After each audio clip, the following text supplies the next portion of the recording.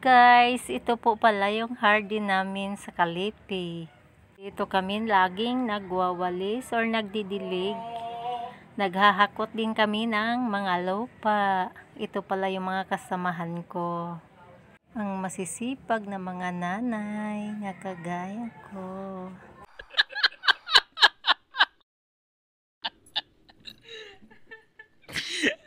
Masaya po kami dito nga magkasama-sama.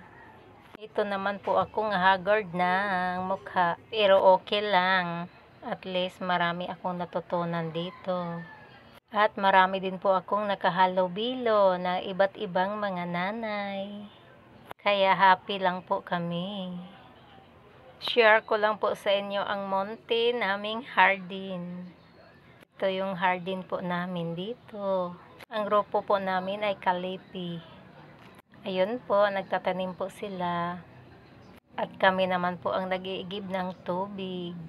At pagkatapos namin mag-igib ay dito po kami nagkipagkwentuhan. Madali lang po ang trabaho dito, lalo na po kung magtulong-tulungan. Dito po kami nag-iigib ng tubig. Mga guys, ito po yung igiban po namin. Pandilig lang naman po ng mga halaman, kaya dito na lang po kami nag-iigib. Kasi ang tubig po dito ay libre. At pag uwi ko naman galing sa garden namin ay asikasuhin ko na naman yung mga anak ko sa almusal. Ito po yun mga guys, ang nabili kong pansit. Halagang 20 pesos pero 2 tao na ang pwede kumain. Ito yung anak ko, sinusubuan ko na.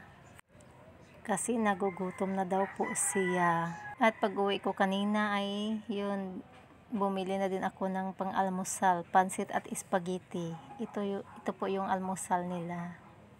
Makaway-kaway pa ang aking bunso. Gusto talaga niya makikita siya sa camera. Kasi balak yata niya pasukin din ang pagka-vlogger.